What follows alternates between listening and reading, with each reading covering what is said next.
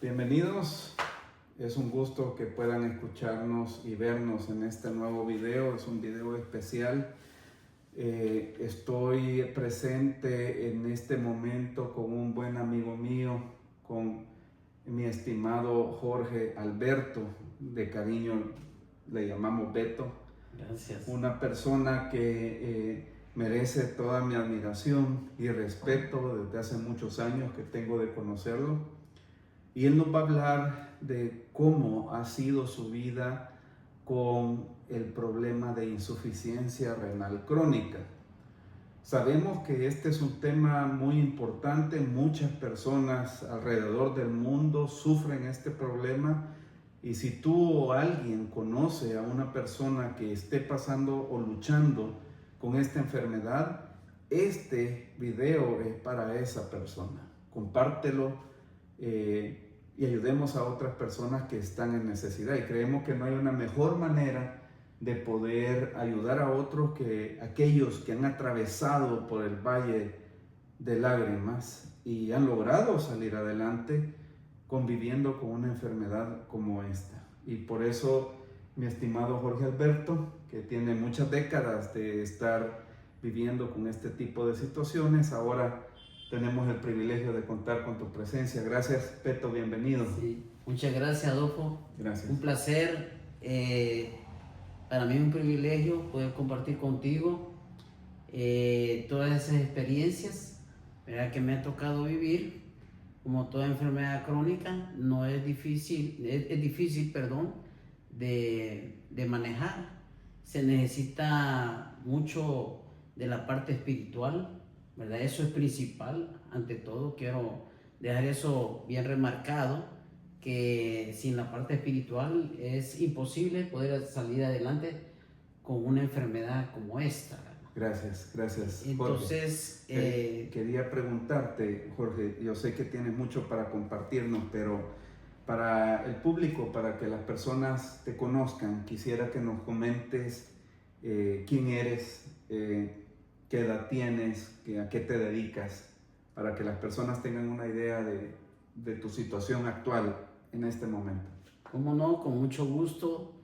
Para toda nuestra audiencia, mi nombre es Jorge Alberto Guzmán Alvarado, tengo 48 años de edad y tengo de padecer la enfermedad desde los 12 años de edad.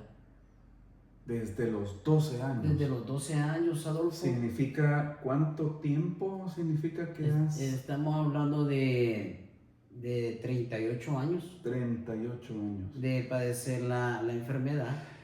Yo creo sin duda que eres de las personas en El Salvador que ha logrado vivir por tanto tiempo con esta enfermedad. Estoy seguro que la mayoría de nuestros espectadores quieren saber cómo inició esta situación, cuáles fueron las primeras síntomas o situaciones y circunstancias. ¿Cómo te diste cuenta que tenías esta enfermedad? Pues la enfermedad de insuficiencia renal tiene varias causas, ¿verdad? Es un problema multicausal, para decirlo de una forma quizás más técnica. En mi caso, la enfermedad se desarrolló a raíz de una desnutrición severa. Cuando yo tenía 12 años, yo traía ya un cierto tiempo de venir pasando por una situación económica muy difícil, como la pasan muchos niños en El Salvador, ¿verdad? Entonces, esa desnutrición severa me condujo a una anemia profunda. Normalmente, cuando hay una anemia profunda, las defensas tienden a bajar y estás expuesto a varios tipos de enfermedades, ¿verdad? En este caso, o algún patógeno, ¿verdad? En este caso, yo adquirí una bacteria que se llama impétigo buloso. Este impétigo buloso es una bacteria que hasta las pastillas lo pueden matar. sea, hasta las pastillas le pegan, como dicen los médicos, no necesita un antibiótico de segunda o tercera generación, sino un tratamiento especializado, básico, una situación básica. Así es, pero dice la literatura médica que si este patógeno, ¿verdad? Está en un huésped apropiado, y vamos a entender por huésped apropiado un niño que está en una situación paupérrima, ¿verdad? Porque así lo describe la literatura médica. En esa situación es se dan las condiciones idóneas para una bacteria como esta, para poder llegar a este huésped y lograr a través del tiempo avanzar hasta llegar a este riñón, lo que me vino a producir a mí una glomerulonefritis. Podemos decir entonces, Beto, que las causas iniciales de esta enfermedad se dieron durante tu niñez. Sin embargo, tú continuaste con una vida normal sin recibir ningún tipo de tratamiento, o tuviste síntomas entre la niñez hasta el momento en el que iniciaste con tratamientos para esta enfermedad crónica. ¿Cómo fue tu vida? ¿Cómo fue esta situación durante Yo le puedo llamar a esta etapa la etapa prediálisis, porque en ese momento uno no entra a un tratamiento de diálisis. Los riñones comúnmente los conocemos como filtros, pero los riñones van más allá de filtrar sangre, ¿verdad? De sacar los desechos del cuerpo. También producen ciertas hormonas que son necesarias. Por ejemplo, una de las hormonas que produce es la eritropoyetina. La eritropoyetina le da la orden a la médula espinal para que produzca sangre, ¿verdad? Entonces es como un comando. Entonces esa es una de las primeras funciones que el riñón pierde a raíz de la enfermedad. La enfermedad llega de forma paulatina, o sea que los primeros síntomas quizás son imperceptibles, aún para un adulto, mucho más para un niño. En ese momento uno no tiene una conciencia, ¿verdad?, de lo que a uno le puede estar pasando. Hoy que ya somos adultos, cualquiera sentimos un dolor, ya tenemos una cierta conciencia de que algo anda mal, pero en ese momento lo que a mí me interesaba era ver cómo hacía para salir adelante, cómo comer. ¿Cómo fue que tú te percataste de que estabas padeciendo esta enfermedad? ¿Qué fue el detonante cuál fue la situación que te llevó a entender esta situación? De los 12 hasta los 20 años, yo no percibí o sea, sí sentía ciertos síntomas, pero eran bien como esporádicos. Bien leves. Sí, yo me sentía débil, ¿verdad? Por ratos, mucho sueño, ¿verdad? Por la misma anemia, era una anemia... Pueden confundirse con muchos otros síntomas pueden tener las personas. Nosotros somos en cierta forma como los vehículos. Claro. Los vehículos, no le enciende el vehículo, puede ser la batería, puede ser el alternador, pueden ser las bujías que tienen aceite, y entonces el cuerpo de nosotros... Síntomas generales. Son síntomas generales, y a veces puede haber hasta una calentura. La calentura es un mecanismo de protección de nuestro cuerpo, el sistema defensivo. Nosotros tenemos varios sistemas defensivos que es el sistema inmunológico. Entonces, esto fue hasta alrededor de los 20 años. Hasta los 20 años yo tenía ciertos síntomas, pero que hoy sé que eran síntomas de la enfermedad. En aquel momento lo desconocía. O sea, es como hacer un flashback. Ir al pasado, ahora entiendo por qué sentía esto. Por ejemplo, uno de los síntomas era un sabor metálico en mi paladar. Otro síntoma era de que yo no quería desayunar. O sea, yo sentía como una especie de asco. Un rechazo. Un rechazo a la comida. No quería comer, y hasta bien entrada la mañana yo empezaba a tomar alimentos. Sí. ¿Verdad? Ahí ya se ve que esta enfermedad va haciendo daños colaterales, por ejemplo, en el sistema digestivo. Claro. Porque dejar pasar la hora de comer, eso daña, porque el jugo gástrico llega al estómago y va lacerando nuestra mucosa intestinal, ¿verdad? Entonces, yo aguantaba hambre porque ya en ese momento yo ya trabajaba, ¿verdad? Ya trabajaba, había tenido varios trabajos. Trabajé en un taller de enderezado de pintura, trabajé como cobrador de microbuses, de bus. Sí, aquí en América Latina es muy común que los muchachos se dediquen sí, a cobrar en los mil buses. usos. Un mil usos, claro. La cosa era ganar, claro. ¿verdad? Yo iba al barranco, incluso cerca de mi casa, que es una zona urbana, pero había una zona rural, donde yo iba a cortar leña para las tortillerías y poderme ganar la vida. Tengo 2 hermanos menores que dependían de mí. ¿Cuántos hermanos tienes en tu familia? Somos 4. 4. Y tú tienes 2 hermanos menores, nos comentabas. Sí, 2 hermanos menores, en ese momento estaban muy pequeños.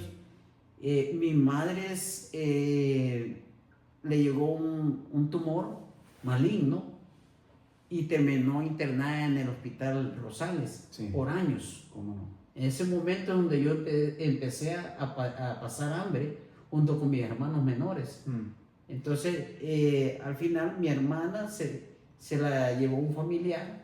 ¿Y qué ocurrió cuando tú llegaste después de los 20 años? Cuando habían pasado 20 años, ¿qué fue lo que ocurrió? Yo ya trabajaba, estaba en una oficina jurídica, llegué como vigilante, después fui ordenanza, y después pasé como un colaborador jurídico. Podemos decir que a pesar de que tú estabas con los primeros indicios de esta enfermedad, tú continuabas con una vida relativamente normal, sin embargo, con los achaques y las circunstancias que el desarrollo de esta enfermedad iba generando. Cuando tú llegaste a los 20 años, ¿qué fue el detonante o cómo fue que tú finalmente diste con este diagnóstico y qué ocurrió después? Hasta ese momento no hubo un detonante, o sea, que me dijera que tenía la enfermedad de insuficiencia renal. Fue más adelante donde se da este detonante. Ahí, digamos, hasta los 20 eran ciertos síntomas: cansancio, debilidad, mucho sueño. Se iban agravando. Sí, era una forma progresiva. El paladar, ya yo a veces tenía cefaleas, dolores de cabeza, y tomaba pastillas para el dolor, ¿verdad? Como acetaminofén, ¿verdad? Entonces tenía dificultades para respirar también. Se me hinchaban las pantorrillas. Es muy importante notar esto. Es un síntoma bien característico. Por ejemplo, si yo toco tu pantorrilla, o sea, no se hunde ¿cómo se llama? La yerba de video en la piel y forma como una especie de, ¿cómo se llama? En la medicina le llaman edematización, ¿verdad? Entonces, que no es otra cosa que la retención de líquidos en el cuerpo. Nosotros retenemos líquidos porque es algo natural, ¿verdad? Pero hay un equilibrio del riñón de estar evacuando por la orina, ¿verdad? Los tóxicos del cuerpo. Eso significa entonces, Beto, que llegado un momento tú comenzaste a retener líquidos en el cuerpo y tú sentías como al tocar tus pantorrillas el líquido se encontraba allí. Sí. Eso era cuando tenía 20 años. Sí, 20... no sé si tú has visto una pelota de fútbol de plástico con la que juegan aquí los niños. Sí. A veces nosotros la apachábamos y quedaba la pelota ahí expuesta al sol y empezaba como a inflarse otra vez. Entonces pasa lo mismo con el cuerpo. Entonces, al poner la yema en los dedos se hunde la piel y se hace como un camanance y poco a poco se va llenando. A muchos de nosotros nos interesa saber, Beto, ¿este tipo de síntomas eran pasajeros, eran permanentes, había momentos de mejoría, pasabas todo el tiempo con esa situación? ¿Cuál era la condición de este tipo de síntomas? Generalmente después de comer es que yo me sentía mal, yo vomitaba. No sabía por qué, pensaba que la comida tenía algo malo y dije, ya no voy a llegar a comer a ese lugar porque la comida está mal, ahí no voy a comer. Pero realmente no era que la comida quizás estuviera mal, sino que era que el cuerpo, como no logra deshacerse de todos los tóxicos, había un cierto funcionamiento en el riñón, ¿verdad? Que lograba sacar lo que podía. Nosotros podemos hablar ahí de la calidad de la orina. Para una persona que esté sana, la calidad de la orina es muy buena, es 100% buena. O sea, logra sacar toda la suciedad. Es como, por ejemplo, un ejemplo bien básico para que podamos entender. Cuando le hacemos el cambio de aceite a nuestro carro, el aceite, ¿cómo sale? Negro. Negro. Entonces, sí ha cumplido su función. Sí. Si el aceite saliera igual, entonces diría uno, aquí hay un problema, este aceite no sirve, porque no está limpiando. Entonces la orina igual, si sale amarilla, ¿verdad? Hay varios tonos. Claro, estamos deshidratados. Amarillo, está haciendo bien su función del riñón. Muy amarillo, la orina está muy concentrada, no estamos tomando agua. ¿Verdad? Y eso es malísimo para nuestros riñones. Miren qué importante esos temas, porque jamás había escuchado eso antes. Si la orina es muy clara, estamos deshidratados. Estamos deshidratados. ¿Por qué significa que estamos deshidratados? Deshidratados porque, ¿cómo se llama? El cuerpo, la materia prima del cuerpo es el agua. ¿Y si sale blanco o transparente? O sea, es que necesitamos agua para limpiar los riñones. ¿Verdad? Entonces... no están limpiándose bien. No están limpiando, o sea, las nefronas no están haciendo bien su trabajo, ¿verdad? La orina tiene que, cuando una persona se deshidrata, hay calambres porque todos los electrolitos bajan. Sí. Baja el sodio, baja el fósforo, sí, baja el potasio y bajan otros minerales que son necesarios para que la glucosa, todo eso baja. Entonces producen calambres, como desgarros en los músculos, ese otro síntoma. En las noches me dan calambres nocturnos y matutinos de madrugada. Entonces yo lo que hacía era poner el pie en el lado del piso para que me quitara, pero llega un momento que eso ya no funcionó, ¿verdad? Era el potasio que estaba alto. El potasio es un mineral muy importante para el funcionamiento de los músculos. Sí, me parece increíble toda esta información. Creo que vamos a entrar a realizar otro tipo de videos para también prevenir esta enfermedad, porque esta es una información que no solo le sirve a aquellos que están pasando ya por esta situación, sino a las personas que afortunadamente no han tenido este tipo de problemas, para que entiendan con tiempo cuáles son los tipos de síntomas y a la misma vez que puedan comenzar ellos a tener lecturas de lo que el cuerpo les está diciendo, pues, porque es una situación verdaderamente impresionante. Ahora cuéntanos, Beto, ¿cómo fue que tú finalmente terminaste en una diálisis? ¿Qué edad tenías y qué fue lo que ocurrió exactamente? Sí, yo tenía alrededor de 27, 28 años. En ese momento yo me encontraba practicando en la Federación de Fisiculturismo, hacía pesas. Wow, ¿verdad? Imagínense, Sí, atleta, sí, claro. levantaba 250 libras de lo que llaman press de banca, que es acostado y con una pesa acá. Increíble. Y hacía un ejercicio que le llaman el rey de los ejercicios, que es el desplante caminando, que hay que con una barra sobre los hombros irse inclinando, bajándose y subiendo.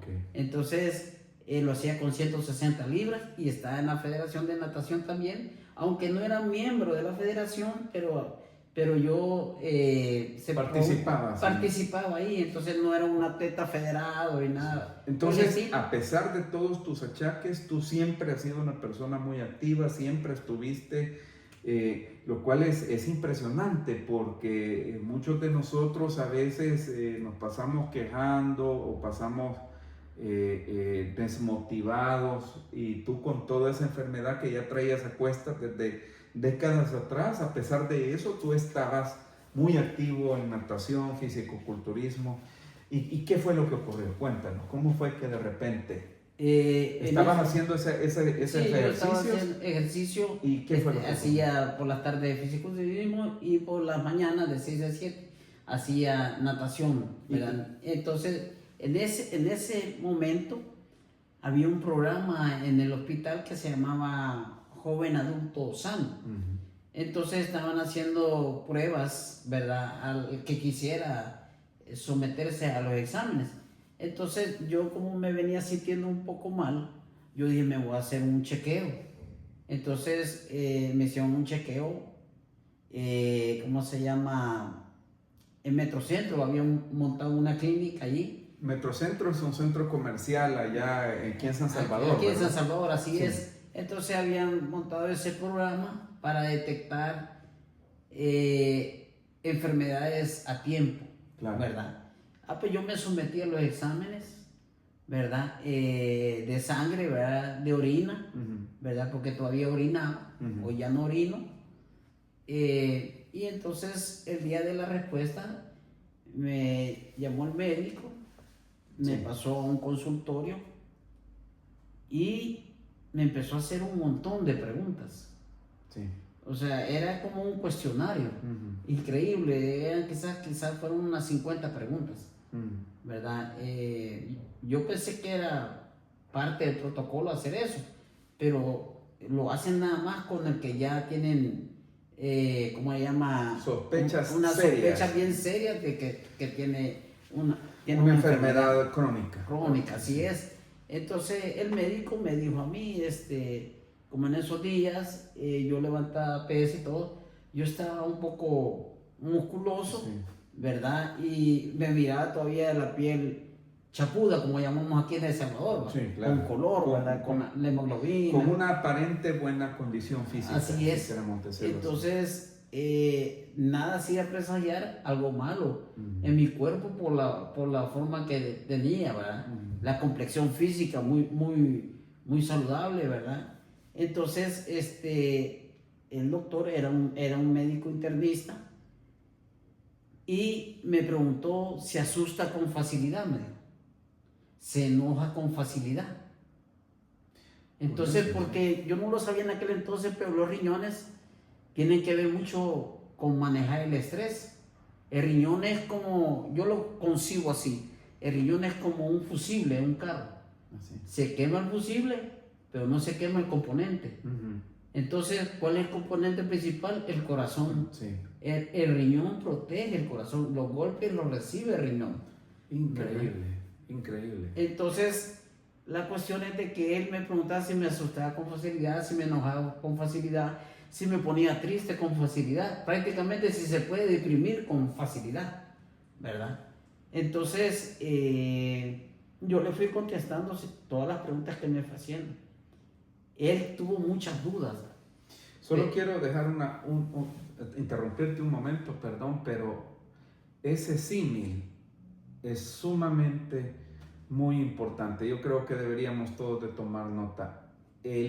Los riñones son el fusible que protege al corazón. Es una concepción mía. Claro, es un símil tuyo maravilloso que me parece a mí que vale mucho la pena que tomemos en cuenta esto.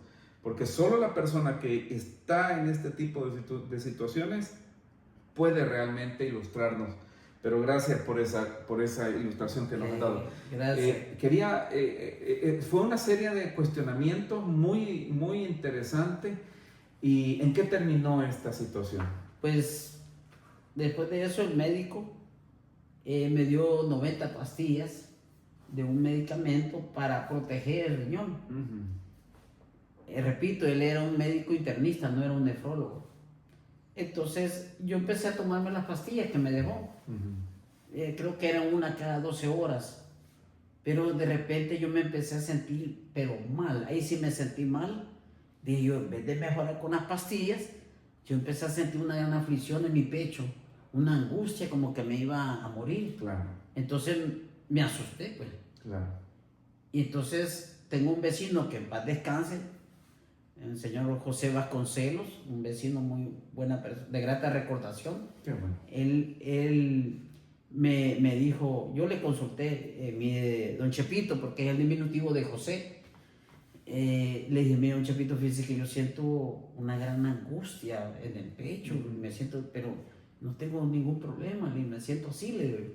Entonces, me han dejado estas pastillas y él las vio. Mira, deberías de ir al hospital y decirle que usted se sentí peor ya con el medicamento. Claro. Entonces yo me fui, ¿verdad? Llegué al hospital, ¿verdad? A médico quirúrgico y di mis datos, ¿verdad? Y ya me atendió un médico. El médico que me vio era un médico general, pero le pareció tan extraño que se fue a buscar a otro médico. Sí. Y llegó un nefrólogo. Entonces, él me vio y a él me pasaron con él. Mira, me dijo,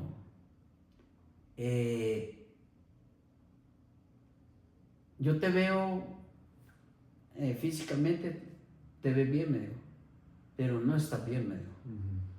A mí no me puede engañar tu apariencia, tal vez el médico general, internista, sí, pero a mí no, me dijo, porque yo soy un especialista, me dijo. Y me dijo, ¿quién fue? Y hay unas palabras que yo no puedo repetir. Sí, sí, Pero es un lenguaje eso es. Sí. Pero él me dijo, ¿quién fue el bárbaro que te dio este medicamento? Sí. Yo en ese momento sentí una especie de como compasión por el médico. Sí. Si lo pueden quitar, dije yo. Sí. Y yo le dije, no recuerdo el nombre de él. Yo lo recordaba en el momento, Claro, pero yo, tú quisiste de alguna manera yo sentí, ponerlo en y la mal, forma como lo dijo él, sí. era seguro que lo iban a quitar al médico. Tenés la sangre ácida, me dijo. Él quiso protegerte el riñón, pero tenés un corazón fuerte, me dijo. Porque ahorita te está sosteniendo el corazón, no el riñón, me dijo. Entonces, ya hubieras muerto de un paro cardíaco si no tuvieras un corazón fuerte, me dijo. Porque te ha envenenado la sangre, me dijo. Está lleno de potasio. Pero tu sangre está ácida, me dijo. Sí. ¿Cómo es que caminas? Me dijo. Y entonces, ahí donde empezaron todos los estudios. Y a partir de ahí fue una odisea. Porque yo le comenté a un amigo, el licenciado Paniagua, que él era jefe también, Sí, ¿verdad? Yo era colaborador jurídico del licenciado Paniagua y él ¿cómo se llama? Yo le comenté lo que estaba pasando. Claro. ¿Verdad? Habían aquellos teléfonos de moneda. Sí, sí. Adentro del hospital había en el pasillo un teléfono de moneda.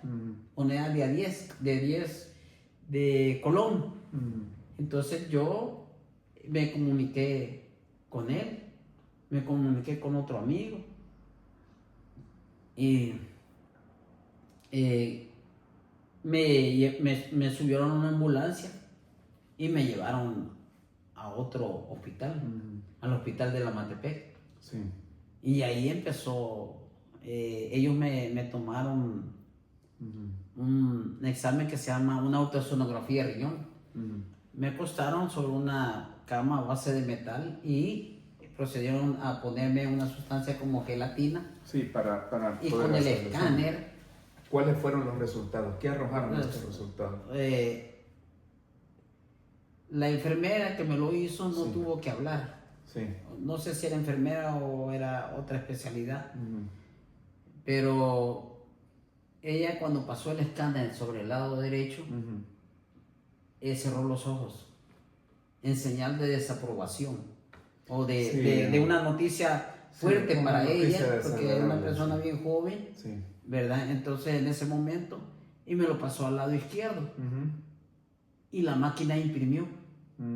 Cuando me lo dio, le temblaba el pulso. Sí, a la enfermera. Sí, le temblaba el pulso. O sea, a mí eso me asustó. Claro. Porque esta gente está acostumbrada a ver cosas. Sí, la reacción de la enfermera fue demasiado. En el rostro. Sí. Y me dio agrapado. Y vaya a ser donde la doctora Flora tal.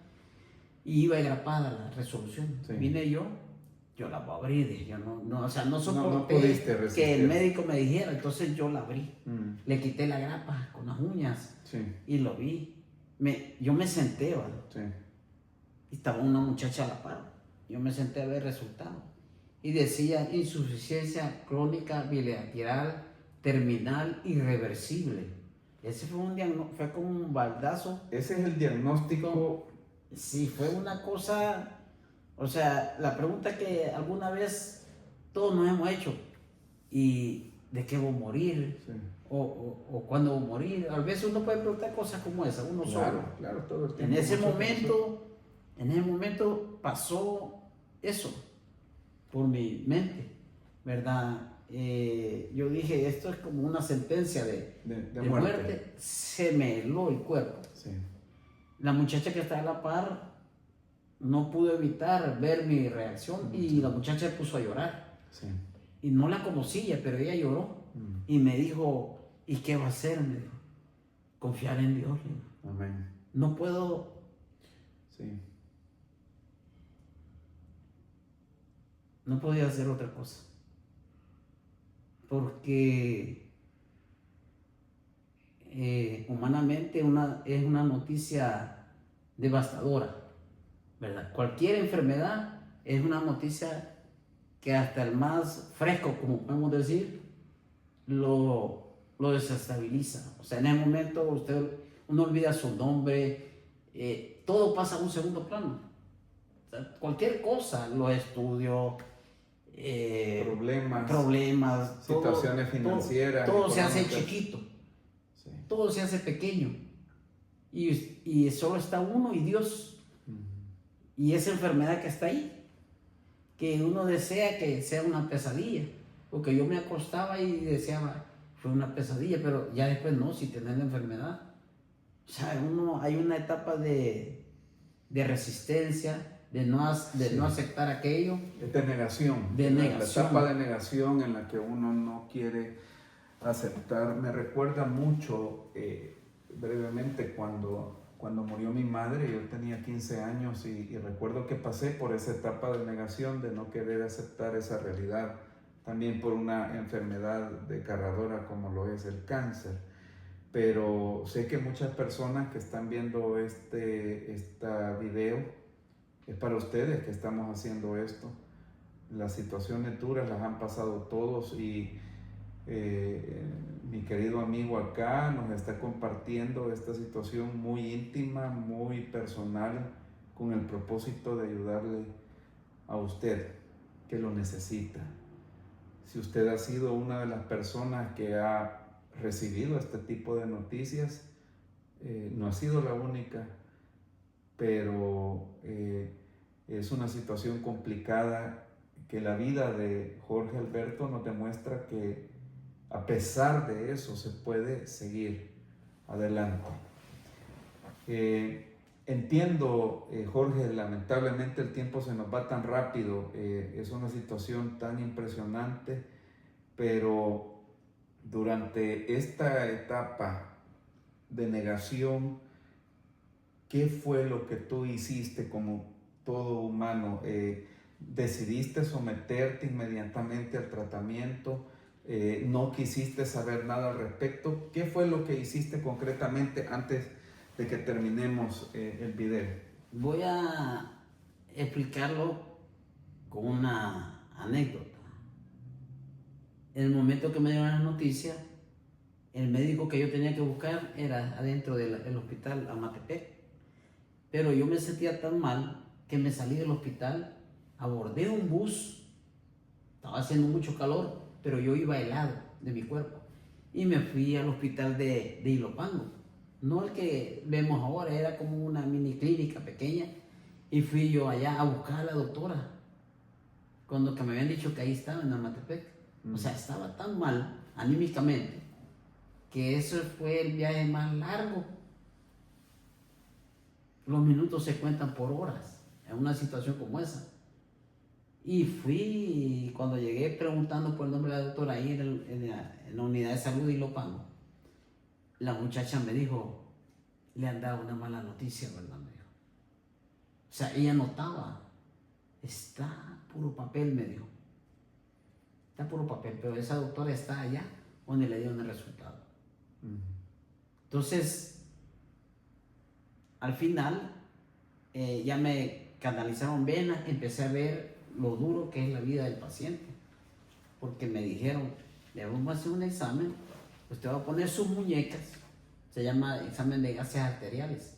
Aquí tienen unas venas muy delgaditas y solo ahí se puede tomar los gases arteriales, por esas venas. Y antes de entrar en otro video con este tipo de procedimientos médicos, ¿cuánto tiempo tardaste tú finalmente en llegar a una primera diálisis? ¿Y por qué? Después de esa noticia, a mí me trasladaron nuevamente al hospital del médico quirúrgico y me dijeron que me iban a manejar con medicamentos, pastillas, pero que estaba yo ya para diálisis.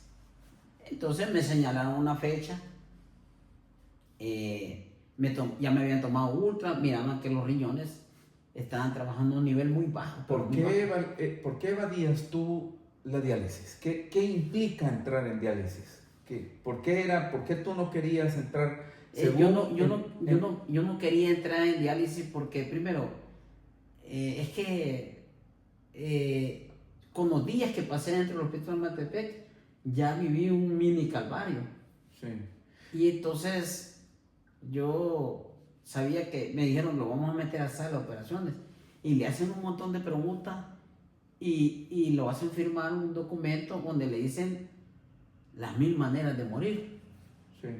Entonces, entiendo que tú exploraste desde el momento en que te supiste esta situación hasta el momento en que entraste a tu primera diálisis, tú exploraste otras alternativas de naturópatas, bueno, incluso te fuiste de viaje hasta Honduras, entiendo, a otro país, en medio de toda esta situación crítica. Yo al tiempo veo a ese Jorge y yo lo hubiera jalado de las orejas hoy, lo hubiera regañado, porque ¿por qué ese Jorge? Dios es grande, es grandísimo, porque alguien que hace eso es tirarse a morir. ¿Por qué este Jorge hizo eso en ese momento? Probablemente muchas de las personas que nos están escuchando pueden estar pasando por la misma situación. ¿Qué les puedes decir tú a ellos respecto a este tema? ¿Por qué Jorge lo hizo? Bueno, yo lo hice porque dije, voy a disfrutar un poco la vida. Porque yo me asusté cuando me metieron a esa área del hospital. Vi los pacientes que estaban en diálisis y los vi cómo se miraban, y solo de verlos a ellos fue una imagen para mí como dantesca, o sea, una imagen aterradora. Sí, o sea, si uno pone un examen de sangre se preocupa antes, le vamos a tomar sangre, uno no quiere que lo pinchen, pero ahí es una cosa constante. Cada 3 horas, cada 5 horas, dependiendo, quieren estar viendo sus niveles. Entonces los médicos hacen todo por salvar nuestra vida, ¿verdad? Entonces, Beto, yo dije, voy a disfrutar la vida y voy a dar mi paseo, pero yo no lo haría ni a que me pagaran el viaje, porque me daría miedo ir a San Miguel con la bomba de tiempo que yo era. Que era... No, un médico me dijo, un doctor, un nefrólogo, ¿verdad? Me dijo, mira, la misericordia de Dios es grande. ¿Cómo es que estás vivo? Sí. Porque te has ido, huiste, me dijo. ¿Puedes decirnos, Beto, porque hay tanto para hablar en este tipo de situaciones tan difíciles, pero quisiera que nos comentes cuál es tu opinión de estas alternativas naturópatas, de estas alternativas que tú exploraste, cuál fue tu experiencia, qué lograste con esto? Sin desmeritar el trabajo de los médicos naturópatas, porque muchos de ellos son médicos certificados, muy preparados, salieron de la universidad y son médicos clásicos, como los conocemos en el hospital, pero que han incursionado en el campo de la medicina alternativa, como se le conoce. Entonces, en ese momento, la medicina alternativa para mí fue atractiva porque, digamos, que es indolora. Y es menos invasiva, digámoslo así. Sí, la diálisis es invasiva. ¿Qué le puedes decir tú a alguien que está en una situación igual a la tuya y ahorita, en vez de tomar la medicina tradicional desea tomar este tipo de medicinas alternas o alternativas. ¿Qué le dirías tú a esta persona? Yo le podría decir a los amigos que nos ven, que nos escuchan, de que lo mejor es entrar a diálisis como se conoce. ¿Cómo le dirías tú eso al Beto de aquel momento? ¿Cómo lo convencerías tú de que... ¿Por qué razones le darías que no fuera donde un naturópata y que fuera mejor directo a una diálisis? A pesar de esa imagen dantesca que vio. Quiero hacer un distingo sí. entre la medicina clásica y la medicina alternativa. La medicina alternativa es buena. Yo no digo que es mala, pero digamos que es buena cuando un problema está iniciando. No cuando un problema ya está desarrollado. Lo que hace la medicina alterna ante una enfermedad ya crónica, irreversible, es solamente, es como un, ¿cómo le llama? Como un placebo, ¿verdad? Es solo para mantenimiento, ¿verdad? No, ¿cómo se llama? No va a cambiar sus circunstancias. No las va a cambiar. Podría ser peligrosa incluso. Dependiendo de qué médico con el que pase, ¿verdad? Porque en tu caso, tiene que ser un médico que tenga conocimientos generales, no alguien que solo se dedique a eso. Porque un médico tiene una visión más amplia y podría decirle, mire, consuma este té y todo porque conoce. ¿Hace cuánto, Beto? Sí, no lo sé si lo recuerdas. ¿Cuándo fue que tú pasaste por tu primera,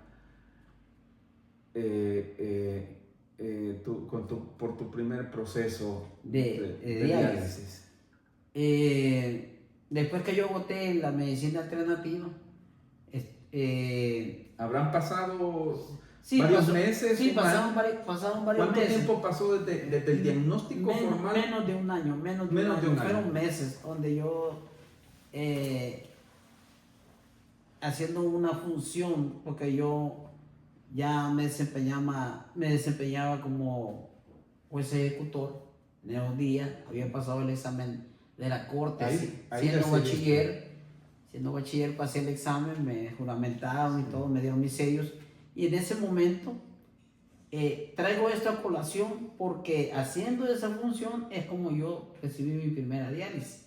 Como ejecutor de sí, porque yo llegué a ejecutar una diligencia judicial en contra de un médico.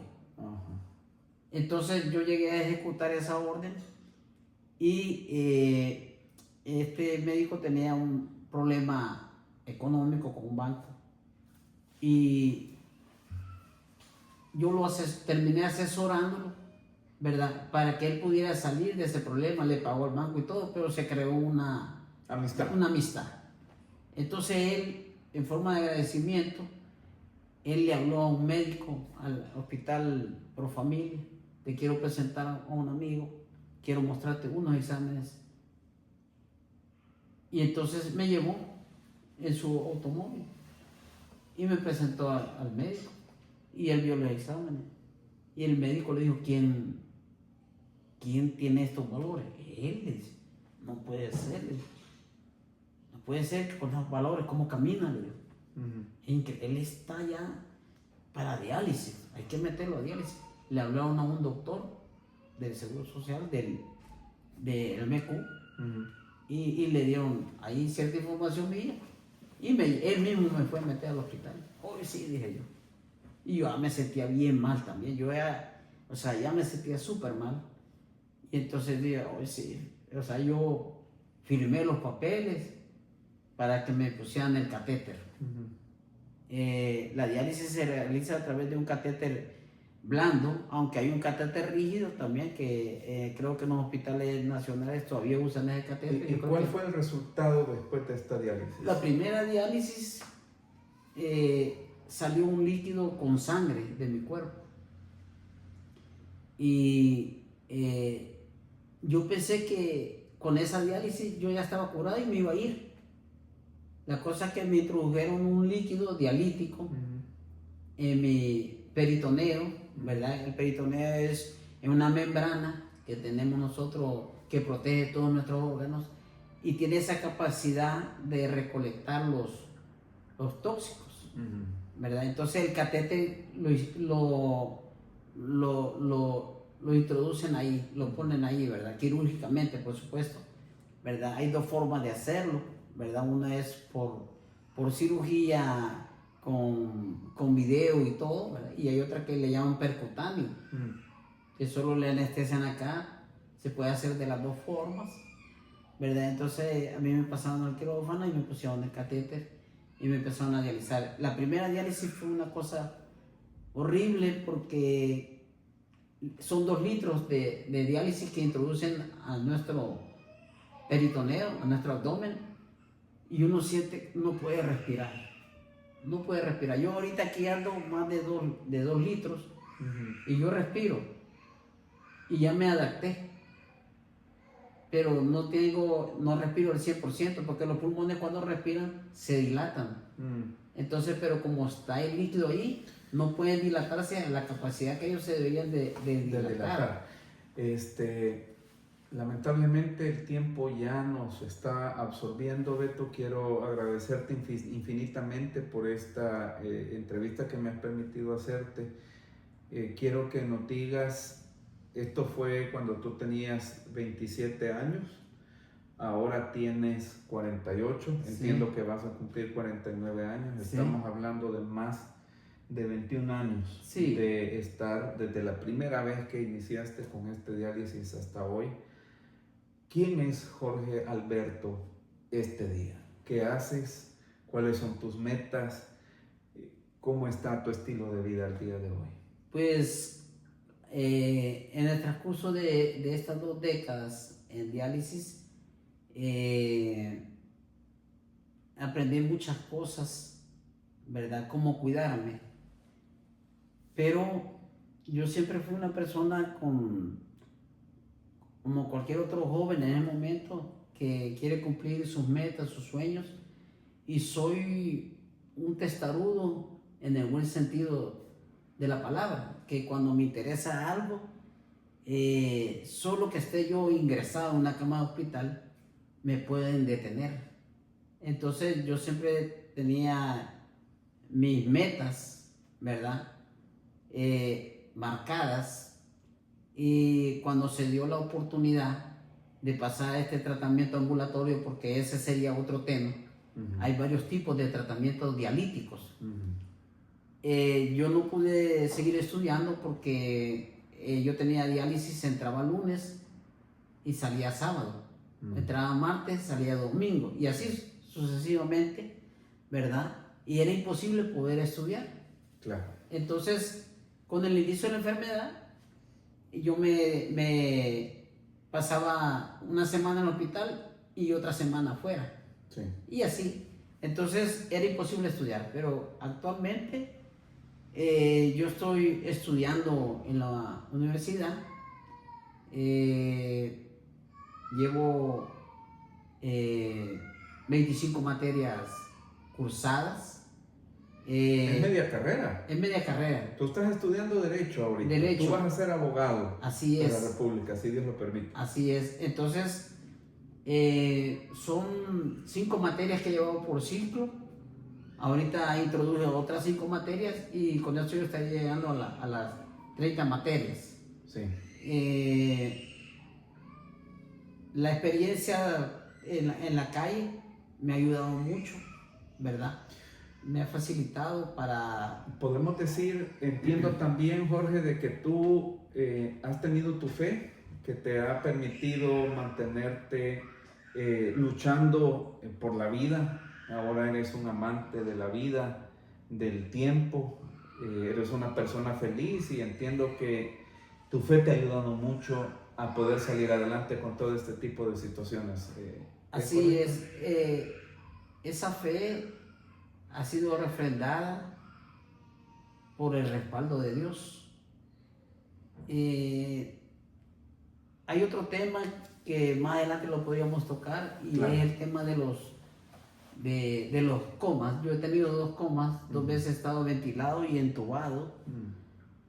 En el primer coma yo tuve una experiencia que lo podemos abordar en otra oportunidad porque es un poco largo. ¿verdad? De qué es lo que yo vi cuando estuve en el coma. Claro. Esa Esa visión que Dios me dio, las cosas que me dijo, las cosas que vi, no las he visto en una película. Claro. Entonces, eso me dio una fortaleza, porque pude oír la voz de Él, ¿verdad? Pude sentir la voz de Él, que estremecía mi ser, y eso me dijo que Él estaba conmigo. Y entonces eso me impulsó a seguir adelante, a pesar que a veces la pasamos mal, lloramos, pero de ahí se me vino un pensamiento a mí, que yo puedo llorar, pero no voy a vivir llorando. Yo puedo estar triste, pero no voy a vivir en la tristeza. Y así sucesivamente, Dios puso esas palabras en mi corazón, Tu corazón. como lo del fusible, el ejemplo del fusible, la analogía, Claro. ¿verdad? Entonces, porque a veces los pensamientos filosóficos le dicen, usted no tiene que llorar, porque es hombre. Claro. Es un error. O sea, yo lo creía antes, ¿verdad? Pero no, Dios me dice, puedes llorar, pero no vivir llorando. Pero no para siempre. No para siempre. Es válido. Entonces, un momento. y vino aquí sentirse el mal, versículo de pero- Eclesiastés que dice, todo lo que se quiere debajo del cielo tiene un momento. Tiempo de reír, Y tiempo de tiempo de llorar, tiempo de abrazar, tiempo de abstenerse de abrazar. Entonces es parte de la condición del ser humano. Y Jesús pasó por todo eso y más. Pero ¿qué es lo que le da sentido a la vida? ¿Qué es lo que me da esa fortaleza? Es de que Dios, a través de su Hijo, le da sentido a la vida del ser humano. Para mí, si Dios no hubiera mandado a su Hijo, la vida no tuviera sentido. O sea, yo puedo venir a hacer bienes y lo que quiera. Ni sano ni enfermo, ¿verdad? No tiene sentido. Ningún sentido. No tiene tendría. sentido. O sea, la vida realmente perdería sabor. Para mí, lo que le da sabor a la vida y lo que me llena de felicidad y de gozo es de que Jesús murió en la cruz y de que hay un lugar mucho mejor que este y que este solo es un traje temporal que estamos usando acá. A uno le dieron uno más nítido que otro, ¿verdad? Pero la cosa más alto, más bajito, ¿verdad? Pero Dios le da sentido a la vida del ser humano. Para mí sería imposible ser ateo. Claro. Es imposible A porque... pesar de todos los problemas, circunstancias, sería imposible Sí. para ti. Otra No, persona pudiera... Y es que yo estudio Derecho y lo que uno dice debe probarlo. No puede decir algo sin probarlo. Entonces, la prueba es tan contundente, ver la tierra y todo el firmamento. Pero quiero hacerte una pregunta. Después de todas las situaciones tan duras y esta situación tan difícil, muchos otros hubieran perdido su fe. Hubieran renegado, hubieran reclamado, hubieran dicho, esta es una situación terrible, porque a mí, como muchas personas dicen, Dios no existe, esto no me estaría pasando. ¿Cómo has lidiado tú con este tipo de situaciones para mantenerte siempre firme en la fe? Hasta la fecha yo no le he renegado a Dios, le he dado gracias. Por cada día de vida. Por cada día de vida. Para mí, yo lo digo así, medio en broma, medio en serio, le digo que la vida aquí afuera, sin dinero en la bolsa, cualquier problema de acá afuera, es como Walt Disney, a comparación de estar en una cama de hospital. Claro. Entonces a mí el hecho de estar aquí, sentado, conversando contigo, disfrutando de tu amistad, ¿verdad? Muy agradecido. Eso no tiene precio. En una cama de hospital uno daría todo el dinero que tiene en el banco por estar un par de minutos aquí sentado, aquí afuera. O sea, allá los minutos se cuentan por hora. Sí. Acá las horas se cuentan por segundos. Pasan rápido. Entonces, como decía Einstein, el tiempo es relativo. Allá el reloj se mueve lento, literalmente. Literalmente, le dice al médico, 5 minutos le vamos a dar el medicamento. Un medicamento que lo estás haciéndolo leña uno, como dice un buen salvadoreño, se siente largo, se siente que la aguja no se mueve, porque ahí hay un reloj a veces, y uno ve el reloj y no se mueve, está arruinado el reloj, dice uno. Claro. Y aquí el reloj va tan rápido, y entonces como no voy a estar feliz de estar aquí afuera, aquí que algo me perturbe, es que es bien difícil, Adolfo. Jorge Alberto, quiero agradecerte infinitamente por esta situación. Tú sabes, voy a salir del país, pero espero que podamos continuar haciendo este tipo de videos para ayudar a otras personas. Lo vamos a estar haciendo a través de las diferentes plataformas que existen para poder hacer este tipo, aunque sea de video, aunque sea a la distancia. Has tocado mi corazón verdaderamente, me has ayudado mucho para recordar que podemos tener muchos problemas, pero se nos olvida dar gracias por las cosas buenas que sí tenemos, y la más importante es la salud. Y como tú lo decías hace un momento, el hecho de poder estar aquí y de poder platicar es ya un verdadero privilegio para mí especialmente. En 2, 3 palabras, Beto, un mensaje para las personas que están sufriendo esto, brevemente, para poder terminar, y cómo tú podrías darles a ellos. Una herramienta muy poderosa es la oración. Es la mejor herramienta que le puedo yo aconsejar a cualquier persona. A cualquier persona. Eso es mejor que el dinero. Una vez me dijo una persona, mira, aunque sea con la oración le voy a ayudar. Sí. Porque no me estaba hablando que no me iba, no, él quería quizás darme dinero. Le digo, eso es mejor, claro, que el dinero.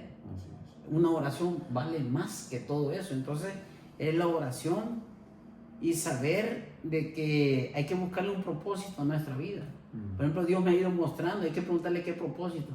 A mí el Señor me ha ido develando el propósito poco a poco, y uno de ellos es poder transmitirle a ustedes palabras de aliento. Yo llevo más de 20 años, y si yo lo he logrado, para esa persona que le acaban de dar esa noticia, ustedes también lo pueden lograr. Claro. Pueden lograr, y no es el fin del mundo, o sea, no es fácil, pero si nosotros confiamos en Dios y nos apegamos a los tratamientos, a los consejos que dan los médicos, nosotros podemos llevar una vida bastante estable, ¿verdad? Guardando todas las ¿cómo se llama? Las precauciones del caso. Estudiar, tener metas. Correcto. Y seguir adelante. Correcto. Yo he seguido estudiando, yo recibo 4 diálisis diarias, son cada 4 horas, y así estudio, y así trabajo, y hago un montón de cosas. Todo es saber aprovechar nuestro tiempo, porque nuestro tiempo es uno de los mayores recursos. De los más importantes. Los más importantes, no desperdiciar el tiempo. Jorge Alberto Guzmán, 48 años de edad, estudiante de Derecho con más del 50% de su carrera superados a este momento, paciente de insuficiencia renal crónica por más de 20 años, con ánimo de vivir y con metas. Este mensaje es para ti ahorita que estás en esa situación tan difícil. Si tienen preguntas, si tienen dudas, si quieren ampliar el tema en alguna otra situación que se les pueda ayudar, contamos con una persona que es más que experta en este tema, en temas no solo de lo que he aprendido en todos estos años médicos, pero también en cómo vivir. Gracias, Jorge. Las palabras se quedan cortas. Esperamos los comentarios de ustedes, sus preguntas. Si quieren preguntarle algo a Beto, siéntanse en entera libertad. Y esperamos seguir produciendo más videos, a pesar de que el canal presenta diversos temas, pero este es un tema que es muy importante, porque puede afectar a miles y miles de millones de personas en el mundo, y no solo por insuficiencia renal, pero por otras muchas enfermedades crónicas que pudieran tener. Beto, Un placer, te Adolfo. agradezco mucho. Y estoy a tus órdenes y Gracias. también de De las tus personas que seguidores. necesitan. Con todo gusto. Lo que no lo Tocamos. sabemos, lo podemos investigar, ¿verdad? Para beneficio de todos los que nos escuchan. Por favor, reenvíen este mensaje para muchas personas que les va a ser de mucha ayuda. De mucha ayuda. Así es.